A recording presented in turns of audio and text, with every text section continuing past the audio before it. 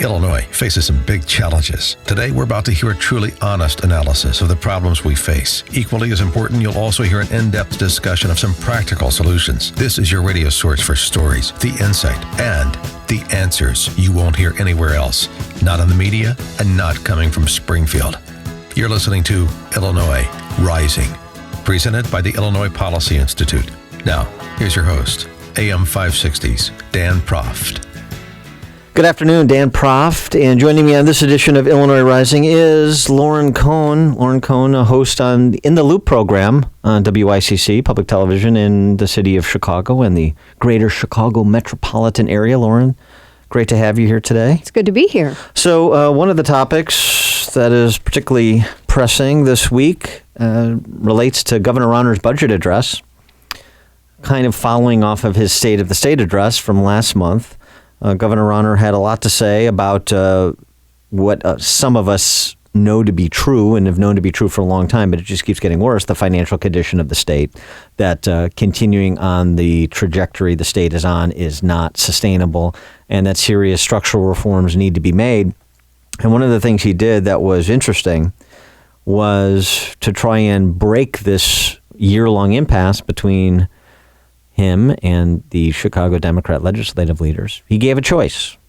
He said, and why don't I quote right from the governor's address, either you give the executive branch the authority to cut spending to live within our revenues, or we agree together on economic and governmental reforms to accompany a negotiated balance of spending reductions and revenue, balance of both, that ensures Illinois can both be compassionate and competitive, and said this. You choose, but please choose now. Chop, chop. We got to make a choice here. It seemed to me that it was a fairly generous offer by Rauner to say, you guys don't want to do the heavy lifting, don't want to do the dirty work, don't want to do other metaphors that are along the similar lines, then I'm happy to do it, but you have to give me the authority to do so. And you may not like it, but I'm willing to take the heat, even though you're not. It was not only a fair offer, he also said, look, I'm willing to take some of my stuff off the table. You know, he's got a list in his turnaround agenda.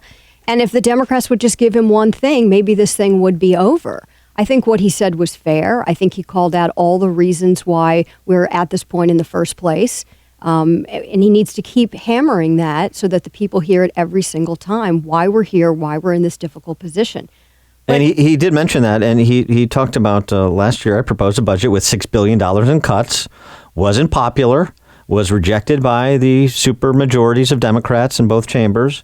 And then Democrat legislative leaders, really, sent him a spending plan that was $4 billion out of balance. And Governor Rauner repeating again, intimating again, look, we've been doing this for the better part of the last decade and a half, passing unconstitutionally unbalanced budgets that just put the state deeper in the hole, and I'm not going to do that anymore. So I'm not going to let you do that anymore. So you have two choices. Again, you either kind of come my way, and as you suggested, he's given on some of the component parts of his turnaround agenda, and we figure out a way to have an honest, constitutionally balanced budget, or you just cede the authority to me, and I'll do it myself. It'll be interesting to see where Madigan and Cullerton come down on this, because it seems to me that they're only willing to make the governor wear the jacket for tax increases. What they really want is tax increases.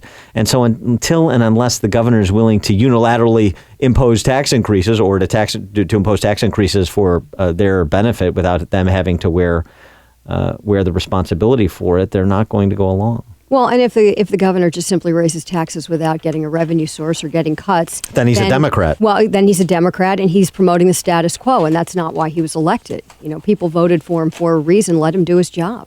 And the governor also made the point to think about this in terms of ultimately where we need to be, which is even if we were just kind of an average state, average rate of unemployment, average rate of growth, we don't need to be the best even. I mean, to aspire to average is kind of an unusual thing for a politician to say, but this is essentially where Illinois finds itself. Maybe someday, if the balance of power shift in the General Assembly, we could aspire to more than average. But even just average gives us $19 billion more in revenue and leaves us with 300,000 more residents than we have today, going back to before the income tax increase was imposed in 2011, that temporary tax increase that's being scaled back now.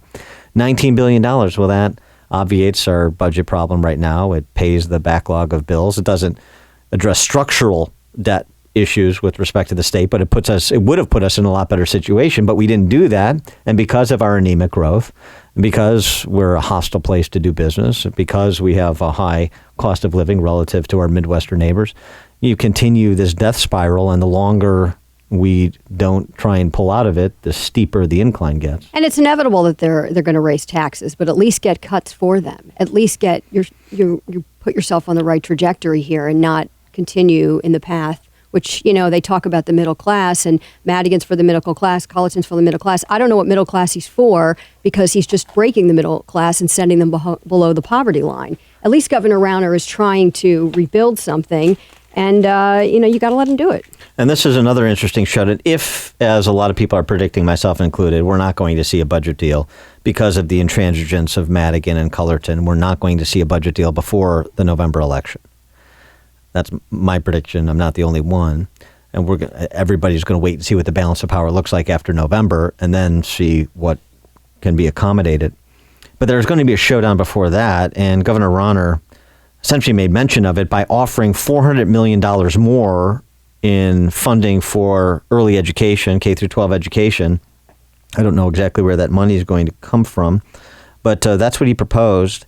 But he made the point that he wants a clean education funding bill on his desk. He said, no matter how this session unfolds, send that education bill to my desk, clean, no games, and I'll sign it immediately. He wants just the $400 million so that schools that rely disproportionately or majority on state funding can open in the fall. Because school districts like CPS that do not derive most of their funding from local property taxes, as opposed to most suburban districts, rely on state funding, or they can't, continue to operate however awfully they operate anyway, but they can't even open the doors. And what he's clearly worried about, in my estimation, is Madigan larding up an education appropriations bill, primary education appropriations bill, with other things like you've got colleges complaining about not getting the level of state funding they want, even though they get significantly more than our neighboring states provide for their colleges and universities, and our tuition, our state college universities, is higher than our neighboring states, so that whole problem at the post-secondary level as well.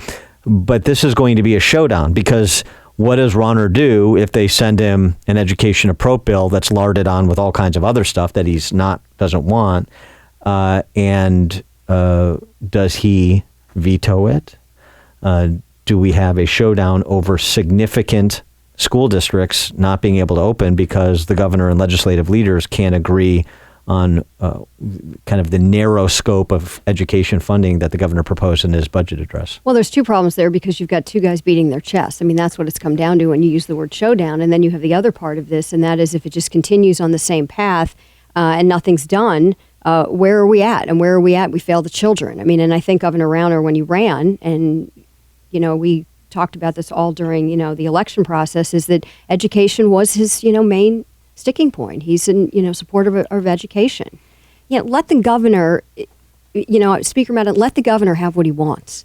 Let him do this. Let him, play this out. And part of the problem is you then see the headlines of the blame game on the governor. He's cutting this program. He doesn't care about children. He doesn't care about the most needy. And the certain members of the media will jump on that, and this will become, if they go back and forth on the issue of education, it'll become an anti-Rauner. He's not supporting. He doesn't care about the kids. See, the problem I have with this, and the concern I have from Rauner's perspective, is he dying the death of 1,000 cuts? He continues to negotiate with it himself to compromise down his agenda to extend olive branches that are rejected, and then he does something like this: $400 million more in early childhood education. At the same time, you have teachers in the Capitol Rotunda screeching about save our schools and writhing on the floor in the state capitol like children throwing tantrums. So it doesn't matter. $400 million, that's more than Pat Quinn ever spent, right? Added to the funding levels. And what's the benefit?